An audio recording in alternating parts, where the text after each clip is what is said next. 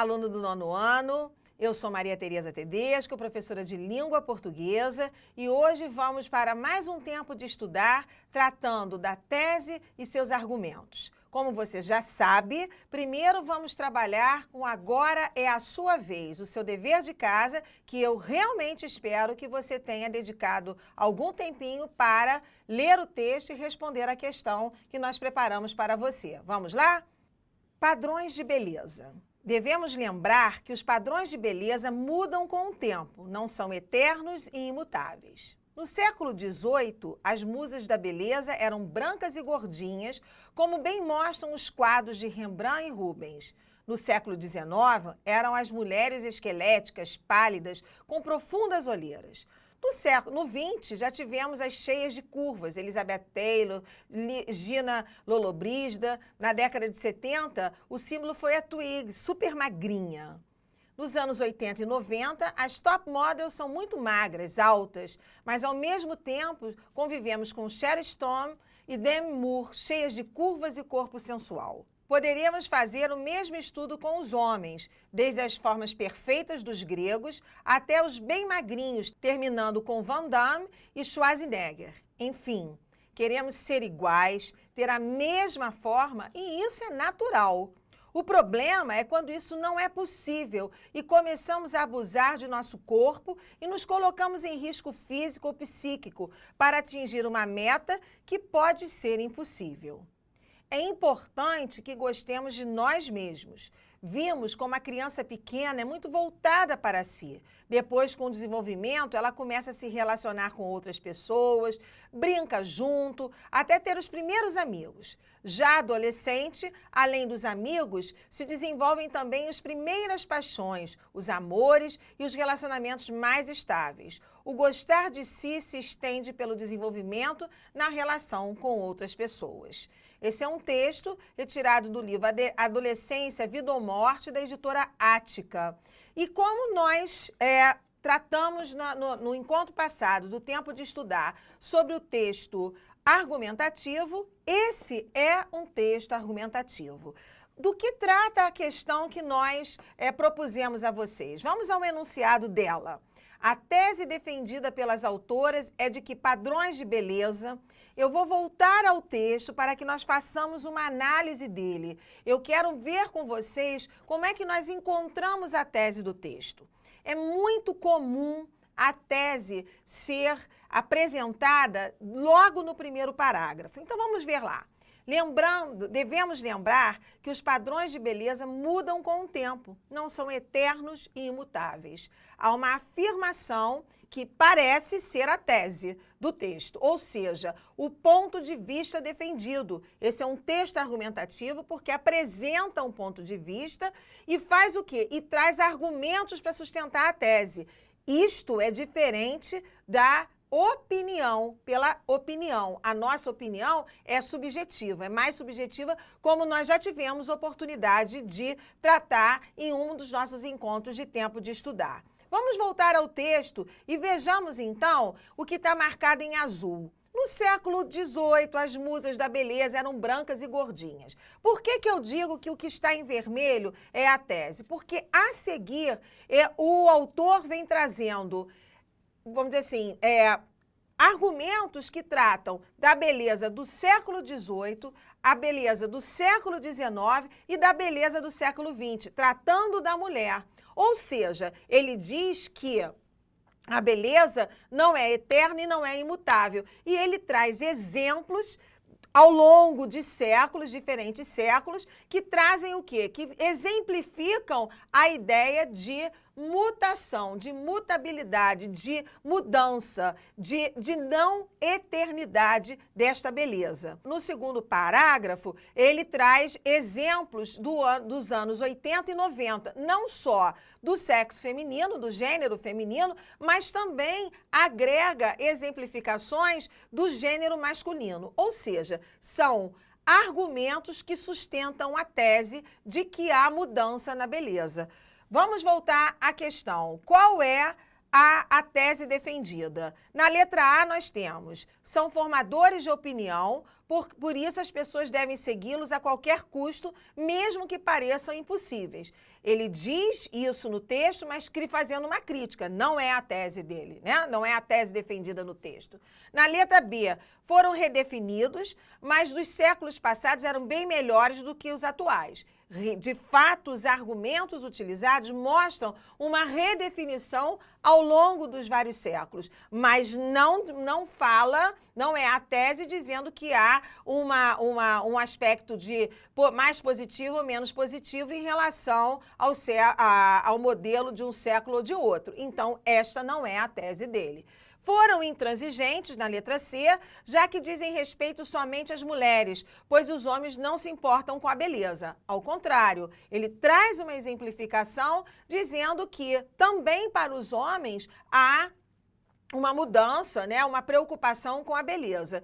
A letra D é a nossa resposta certa. São mutáveis porque o importante é que as pessoas gostem de si próprias. Essa é a resposta certa, é a tese defendida no texto. Para a aula de hoje, nós vamos tratar especificamente dos argumentos que sustentam a tese e que eu já dei algumas dicas na correção desse exercício do Agora é com você. Então, vamos começar fazendo a leitura de um editorial. Vamos relembrar algumas questões sobre o editorial. O editorial é um gênero do tipo de texto argumentativo que tem como propósito comunicativo o posicionamento e a sustentação desse posicionamento. Eu creio que você esteja lembrado disso e nas suas aulas de língua portuguesa você certamente já se deparou com essa definição. Eu vou passar a leitura desse texto e aí eu quero que vocês acompanhem as marcações que eu estou fazendo nos diferentes parágrafos. Vamos lá. Proibição infantil. Interditar publicidade para crianças é medida drástica demais. Regra atual comporta melhoria, mas cabe preservar princípio da autorregulação. A interdição de publicidade é uma medida drástica. Deve ser reservada a produtos com grande potencial de dano individual e coletivo, como o tabaco e as bebidas alcoólicas, com a injustificável exceção para anúncios de cerveja. O controle de abuso se dá por meio do CONAR, Conselho Nacional de Autorregulamentação Publicitária, entidade integrada por representantes de órgãos de defesa do consumidor, de fabricantes, de anunciantes e de publicitários. Desde 2006, uma seção específica do Código de Autorregulamentação, artigo 37, estabelece que nenhum anúncio dirigirá apelo imperativo de consumo diretamente à criança. Veda impor a noção de que o produto proporcione superioridade ou inferioridade.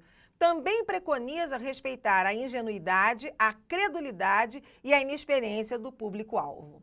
Já existem, portanto, mecanismos para coibir exageros.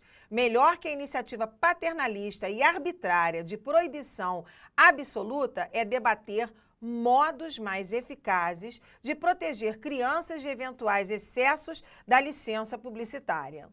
Em países cuja legislação é mais rígida, como a Suécia, proíbe-se publicidade de produtos para crianças antes das 21 horas. Tampouco se admite anunciar logo antes ou depois de programas infantis, e menos ainda durante. O Reino Unido, que debate mudanças no setor, já tem restrições de horário para alguns tipos de propaganda cujo alvo sejam as crianças. Até nos Estados Unidos, país onde o consumo alcançou patamar incomparável, há limites de quantidade de publicidade infantil, máximo de 20% do tempo total, para evitar um bombardeio sobre os jovens consumidores. Os avanços, contudo, devem ser buscados na esfera prudente de autorregulamentação. Normas consensuais sempre serão mais eficazes que regras draconianas impostas pelo poder público. Cabe aos pais e não ao Estado decidir o que é melhor para os filhos. É sua tarefa de incutir-lhes o discernimento necessário para navegar entre as tentações da vida, inclusive as publicitárias. É um editorial publicado na revista Fórum. Então, vamos ver sobre o que trata esse texto, né? Esse texto trata sobre a proibição da a publicidade para crianças. É um tema interessante, é um tema bastante recorrente na nossa sociedade e que merece a atenção de todos nós, porque nós temos que discutir criticamente a visão, vamos dizer assim, consumista da nossa sociedade. E esse consumismo começa exatamente pela juventude, pelas crianças, pelos adolescentes, né? Há consenso nessa visão? Evidentemente que não. Por isso que nós dizemos que é um texto argumentativo. De um lado, né, o Estado e os órgãos que, vamos dizer assim, regularizam a propaganda, dizendo, apontando caminhos para regularizar e até proibir a propaganda. De outro, muitas pessoas dizendo o seguinte: não é preciso, não há necessidade que haja uma regularização de órgãos ou do governo em relação à propaganda. A família deve estar atenta ao que os filhos, as crianças, devem ou não consumir. Portanto, há um debate nesse sentido e isso traz a possibilidade de defesa de tese e de sustentação de argumentos. Mais uma vez, eu quero ressaltar, é essa diferença entre a tese e a opinião. A opinião, eu simplesmente digo, eu acho que eu devo, para mim é interessante que haja a proibição da propaganda infantil. Na tese, eu tenho que defender o meu ponto de vista, eu tenho que sustentar o ponto de vista que eu defendo. Eu vou voltar ao texto agora, novamente, para a gente ver qual a tese defendida. Vejam lá. Eu não vou ler todo o texto novamente, vocês podem acessá-lo, né, no computador e terem acesso a todo ele, mas quero fazer alguns comentários já numa análise do que é tese e quais são os argumentos. No primeiro parágrafo, interditar publicidade para crianças é medida drástica demais. Regra atual comporta melhoria, mas cabe preservar princípio de autorregulação. Essa é a tese. Ele já assume um posicionamento de que é uma medida drástica e que é necessário que haja uma autorregulação, ou seja, uma regulação própria daquelas empresas e daquelas fábricas e daquelas emissoras que vão fazer a propaganda, provavelmente nesse sentido, ou seja, autorregular a propaganda. Para defender essa tese, ele traz alguns argumentos. O segundo parágrafo já apresenta o primeiro argumento. A interdição de publicidade é uma medida drástica, deve ser reservada a produtos com grande potencial de dano individual e coletivo, como o tabaco e as bebidas alcoólicas, com a injustificável exceção para anúncios de cerveja. Veja só. Na primeira frase, você tem a repetição dessa tese que foi colocada no primeiro parágrafo. Eu entendo que essa repetição visa ao reforço da tese, né, a medida drástica, mas a seguir ele traz um ponto importante. Não é para toda propaganda. Essa medida, ela deve ser mantida para quem? Para dando para elementos, né, vamos dizer assim, para produtos que causam danos, né, como é o caso do cigarro, como é o caso de bebida alcoólica. Esse é um argumento forte, é o primeiro argumento que ele usa. Vamos ver o segundo argumento, então, no texto, em que a gente separou, que corresponde não só ao segundo, como ao terceiro parágrafo do texto. O controle de abusos se dá por meio da CONAR, e aí ele traz toda uma explicação do que é esse Conselho Nacional de Autorregulamentação Publicitária. E aí traz também o Código da Lei, que estabelece no artigo 37, que nenhum anúncio dirigirá apelo imperativo ao consumo diretamente à criança. Então, traz mais um argumento, dizendo que já existe na lei da autorregulamentação vamos dizer assim, esse predito em relação a esse cuidado que deve se ter com a criança em termos de propaganda. Ou seja, já existe uma preocupação em relação a isso.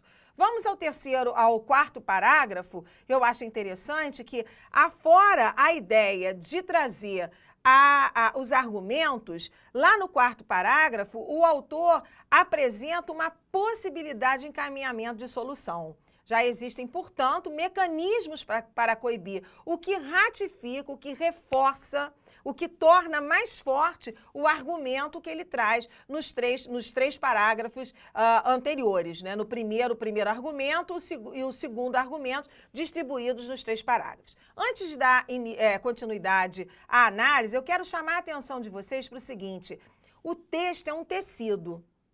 É um texto, ele vai sendo, vamos dizer assim, amarrado, ele vai sendo, vamos dizer assim, organizado nos seus parágrafos para tecer as informações que vão atender ao propósito comunicativo que eu, produtor do texto, eu, enunciador, tenho para dizer ao meu interlocutor. Essa organização, ela é importante porque ela vai construindo, no nosso caso, do texto editorial, do editorial, construindo o quê? A argumentação para a defesa do meu ponto de vista. Então, não basta simplesmente expor o ponto de vista. Eu preciso tecer essas informações, no nosso caso, tecer esses argumentos, né? E eu posso não só pôr os argumentos, como também eu vou marcando esses argumentos com as possibilidades de encaminhamento, como eu já falei. Vamos, então, ao parágrafo, depois da possibilidade de encaminhamento, em que aparece um terceiro argumento que eu considero muito interessante. São mais 2 parágrafos em que o autor do texto apresenta situações em diferentes países. Países da Europa, como, por exemplo, a Suécia, o Reino Unido, e nos Estados Unidos também, fazendo uma comparação. É um argumento, na verdade, eu até poderia dizer que são argumentos do mesmo tipo, mas que trazem, vamos dizer assim, uma divisão, uma contribuição, porque ampliam a ideia do que acontece nos países, em diferentes países. Em cada país você tem uma forma, uma legislação, e a contribuição grande também é porque ele diz, né, dos Estados Unidos, é um país consumista, ele reforça a ideia do consumo e diz, mesmo nesse país consumista, a gente tem ali toda uma regulamentação, toda uma proibição para esse tipo de propaganda, né? E ao final, evidentemente, os últimos parágrafos, ou o último parágrafo, como a gente pode ver no texto, é o parágrafo conclusivo, é o parágrafo de finalização. E está lá, os avanços, contudo, devem ser buscados na esfera prudente da autorregulamentação. Ele reforça a tese, então a gente diz que a conclusão é um retorno à tese, reforçando essa tese e abrindo uma possibilidade para outras, vamos dizer assim, uma expansão do que se pensa. Normas consensuais sempre serão mais eficazes que regras draconianas. Observa que ele usa, o produtor do texto utilizou essa palavra draconiano lá no início, ele retoma, mostrando essa diferença entre o consenso, que deve permanecer no que ele está propondo, e em oposição ao que ele está rejeitando, que a regra é muito forte, é uma regra draconiana, tá? Então, eu tenho aí um texto dissertativo argumentativo com sua tese sendo costurado, sendo construído, sendo edificado com os argumentos que sustentam essa tese. E a gente se encontra no próximo Tempo de Estudar. Até lá!